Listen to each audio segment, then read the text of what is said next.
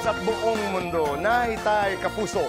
Pairan po ng 20 minutes ang inyong hapon. Ako po si Boy and welcome to Fast Talk with Boy Abunda. Maraming salamat po sa lahat ng nanonood sa atin sa ating live streaming channel sa Facebook at YouTube. And sa lahat ng nakikinig po sa DZWB, maraming salamat. Ang mga bisita po natin ngayong hapon ay ang mga bituin at ang direktor ng isa sa pinakahihintay na pelikula ng taon dito sa Pilipinas at sa buong mundo. 5 Breakups and a Romance. Naitay kapuso, please welcome Alden Richards, Julia Montes, at Direk Irene Villamor.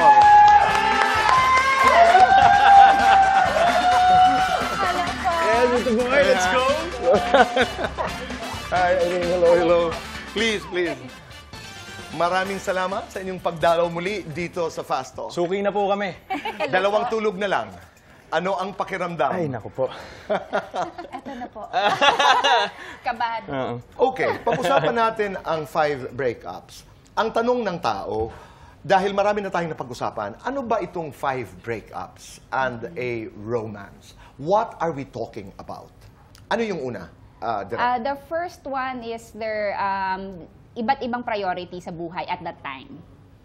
Meron muna silang kanya-kanyang priorities because they met sa isang panahon na parang younger and hindi pa clear yung mga goals nila or clear masyado yung goals at ito muna yung gustong mangyari sa buhay. May magkaiba sila ng priorities, kumbaga. Okay. Reaction. Justin and Lance. Totoo po eh. Minsan kahit na swak, tingin mo swak na po yung mag-partner.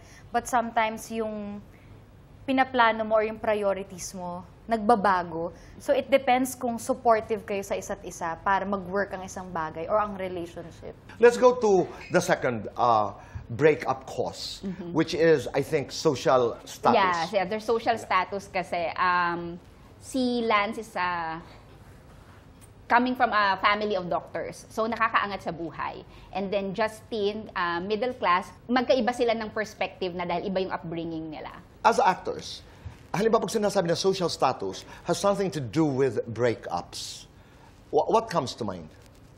That concept kasi dito, Boy, you can't marry that. I mean, you know, like coming from what Direk said, like upbringings. Like, let's say, this person grew up in this kind of setup, tas you grew up in this kind of setup. You have your own sets of principles and truths. Kumbaga, hindi at one point sa isang conversation, yung argument nyo is parehong tama, pero hindi nagtutugma. Tama. Kaya nga nagkakaroon ng hiwalayan. Yes po. Naniniwala ako doon. Yes po. Julia. Ako naman medyo taliwas naman. Kasi parang feeling ko naman yun naman din po yung magic ng love. Parang sa teleserye or sa isang langit ka, lupa ako. Di ba may kasabihan ganon? So, minsan yun din naman yung nag-work kasi you're trying to support your partner na iba ang paniniwala. Siya rin naman, may ma-feed siya sa'yo na iba rin ang paniniwala mo na yung strength niya can be your weakness and your weakness can also be his strength. So, Wonderful insight. Anong pangatlo, Irene? Ang pangatlo, mga prinsipyo sa buhay, ideologies, na parang ganun din dahil sa social class. Pero yung ideologies meaning, kapag mas matanda ka na at mas may naiintindihan ka na via your experiences, nag-iiba ka rin ng prinsipyo sa buhay. At this point in time, di ba, parang you can be conservative in the beginning and then later on in life, you can be liberal because of whatever na nangyari sa buhay mo, parang ganun. So, depende sa filosofiya mo at that specific time. Kumusta si Lance at si Justin dito? Pagdating sa, yun nga, pananaw, ideolohiya sa buhay. Contrast po talaga. Contrast po. Kaya nag-aaway kayo. Magkaiba Contrast po. as in, can you be more specific? Well, sige, go. Siguro nung first, ako yung mindset ko po as Justin, pag may opportunity, grab. Tapos iba naman yung, yung perspective niya. But at first, nag-workout pa po kasi parang nabuboost mo pa siya eh. Oo. Kaya mo yan, sige, go lang. But eventually, time will come, yun na rin yung nagiging cause ng away kasi nape-pressure mo na siya unconsciously. So, yun din yung medyo nagiging major cause din sometimes ng breakup kapag hindi na pag-uusapan. Ano pang pang-apat, Irene? Pang-apat, yung mga nangyayari sa mundo. Yan. Certain world events or even meron at merong epekto yun sa nangyayari sa lipunan. Katulad halimbawa ng In the context of this movie. Sa movie, meron kasing part sa movie ng pandemic. Yeah. So, of course, we all knew what happened sa pandemic. Siyempre, yung distance ng mga tao or minsan bigla kayong nakatira na sa iisang bubong. Tapos, nagkakagulatan na masyado tayong malapit. Di ba? Dahil nag-isolate, ganyan. Parang may nadidiscover ka. So, sa bawat isa, dahil dun sa circumstances na nangyayari sa mundo. At yung nadidiscover mo, ayaw mo. Oo, parang biglang, ganito pala. Or yung mga Correct. opinion niya sa world events, di ba? Parang ganun. So, it affects. So, parang pati yung lipunan, kasali siya sa relasyon eh.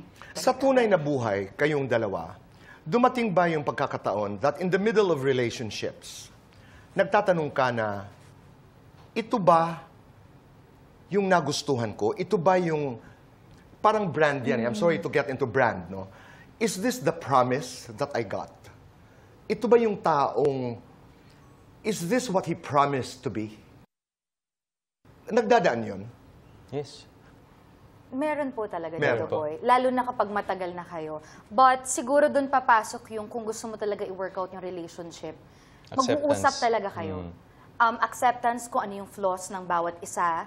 At haharapin nyo kung ano yung flaws ng isa't isa. Hindi yung, yan ka na naman eh. Hindi mo siya pwedeng atakihin ng Blame negative game. attacking. Kailangan atakihin nyo siya together ng we're a team.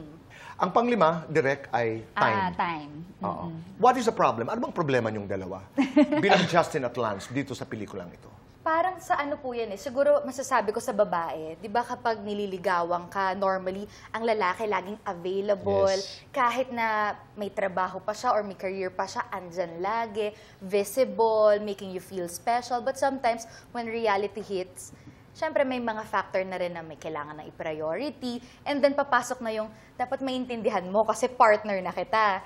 Tapos doon na rin magsisink in na parang, nasa na yung time nating dalawa. So it really, effort, working effort talaga sa party na gusto nyo talagang i-workout para kahit na pareho kayong busy, makahanap talaga kayo ng time. And parang doon papasok yung concept, Tito Boy, ng controlling your emotions. Irene, Yeah. bakit ganito ka magkwento? Saan ang galing ito?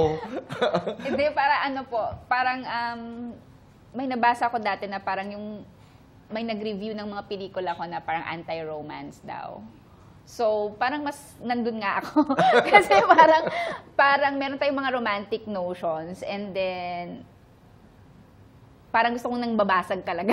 No, ang ganda nga. You're telling a love story. Nagkukwento ka ng isang kwentong pag-ibig from the point of breakups. Breakups. And that's really interesting. At dahil dyan, I'll have to do fast talk with you. Yes! Let's go, direct! Hindi tayo sasagot!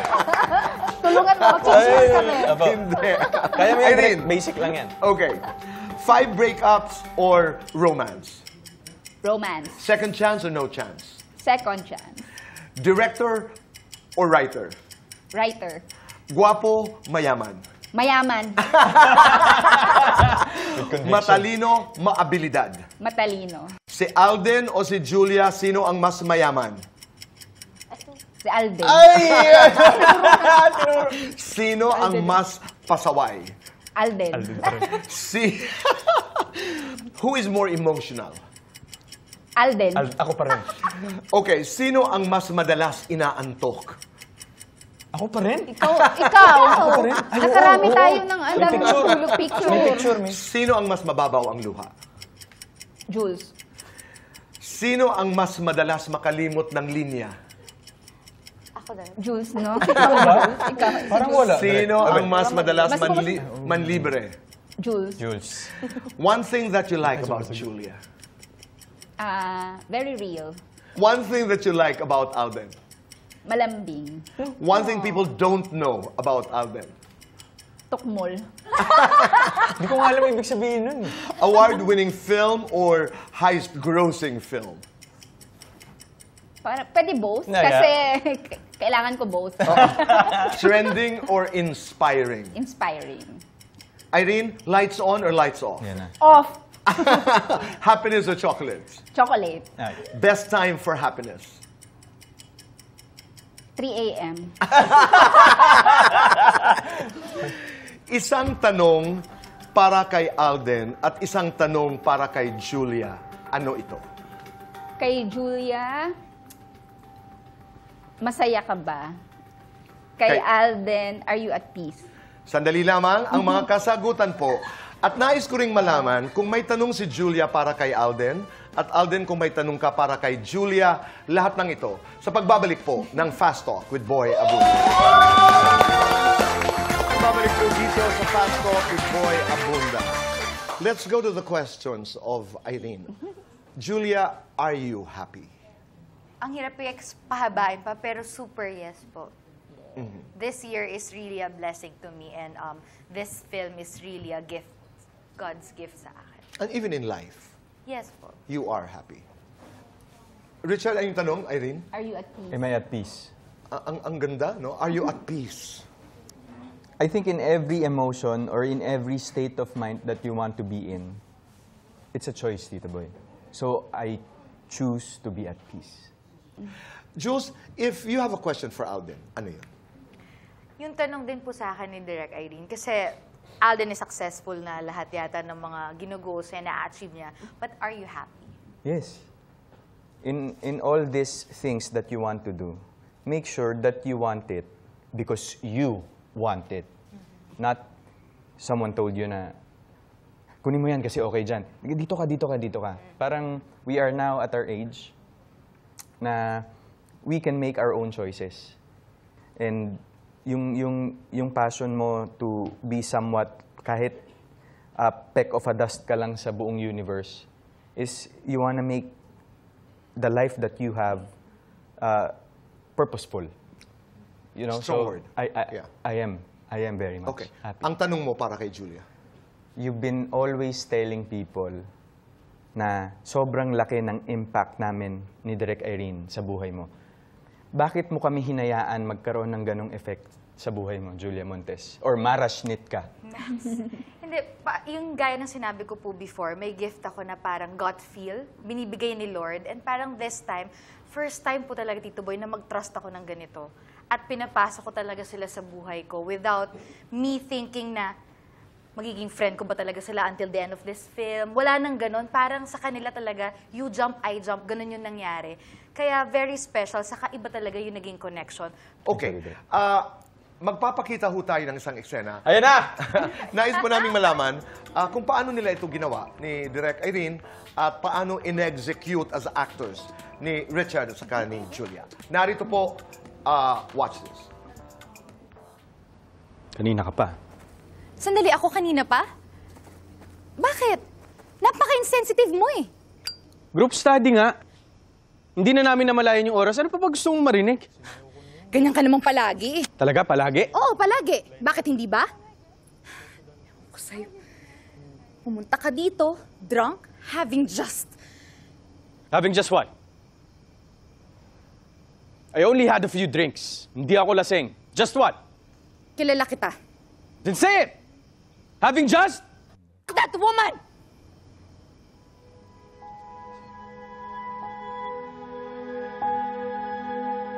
Pag-usapan natin yan. Yes po. Direk, di ba?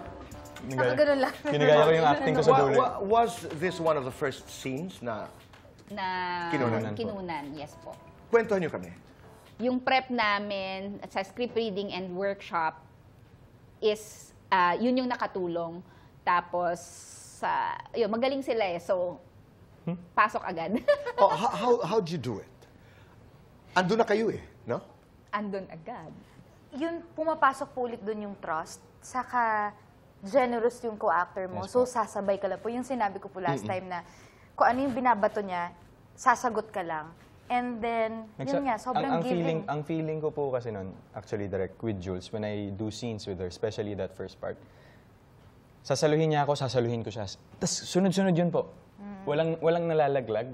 Dahil connected, Apo. tapos parehong nagbibigay, suabe. Suabe po. And I'd like to try it now.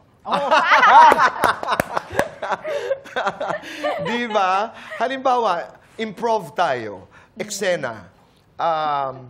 Si Richard, si Alden, ay dadating. Direct. Si Julia, kunyari talaga this is acting.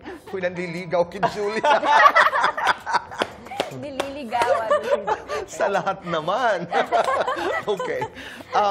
How do you direct? You know, actors, a non-actor, how do you do it? We can do the scene here. Oo, papasok ako. Chang Susan, gusto mo ikaw yung assistant ko? Okay ka lang? So, kunyari, wala pa ako sa picture. Papasok ka pala. Papasok ka pala. Mahuhuli na... Ikaw yung papasok. Ayos po. Dito ka na. Andito na ako. Oo, pero ano, saan ka galing din dyan? Dito lang po. Tito Boy, dito ka. Para nakatalikod ka. Para dito. hindi niya alam kung anong Tama nga nangyayari. Kung umiibig ka lang ng tapat, wala kang kinalaman. Ayaw mo sana. Okay. Naku, Diyos ko. And 5, 4, 3, 2, action!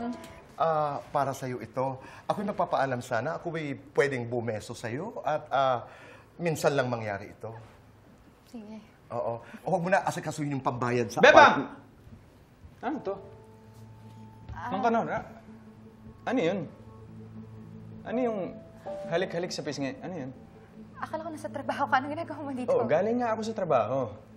Nagtatrabaho. Sandali. Nalilito. Bakit? Ano ka ba? Mag-ano ba kayo?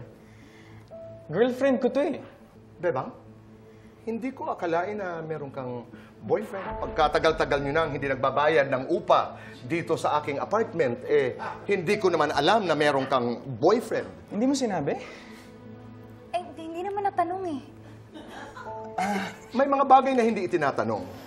Ako'y nasasaktan dahil nagdala ako dito ng bulaklak, bumili ako sa Dangwa para mag-alay sa iyo ng bulaklak. Pagkatapos meron ka palang boyfriend na bigla na lang dadating dito. Ano ba kasi ginagawa mo dito? Malamang dito ako nakatira. Eh, ba't hindi mo binabayaran yung upa? Kaya nga ako Excuse me, akin na lang itong bulaklak. Goodbye. Dito ka nakatira, ba't di mo binayaran yung upa? Kapit sa patalim si Bebang eh. Maraming salamat, Jules. Thank you. This is for you. Para sa'yo talaga yan, Bebang. Thank you Maraming po. salamat. And all the best. Good luck talaga. Excited Dalawang ako. tulog na lamang po. Dalawang Dalawang tulog tulog na na lamang po ay 5 breakups and a romance. Imbitahan natin ang sambayanan. Yes po, yan sa mga kapuso po natin ngayon. Meron po kaming premiere night bukas sa SM Mega Mall Cinema 3. Samahan niyo po kami, si Direk Irene, si Jules, at ang buong cast at marami pa pong iba sa the first look and the world premiere of 5 breakups and a romance. Sana po, sabay-sabay tayong ma-in love, lumaban sa pag-ibig, kasama sa journey ng 5 breakups and a romance. Hindi ni Bebang, ha? Hindi ni Bebang, hindi ni Bebang. Ayan. Yes po. Direk Irene. Yes, October 18 At maraming salamat. First time. Ayun, October 18, 5 breakups and a romance. Sabay-sabay po tayong ibalik yung ating passion para sa pelikula. Tama. Sama-sama ulit tayong mag-enjoy sa isang kwento. Yes po. Maraming salamat. Naitay, kapuso! Maraming salamat po sa inyong pagpapatuloy ho sa amin, sa inyong mga puso at tahanan. Araw-araw. And just one isa lang. Do one good thing a day and let's make a difference. Be kind. Make your nanay and tatay proud. Hashtag say thank you. Let's talk again. Goodbye for now. And God bless.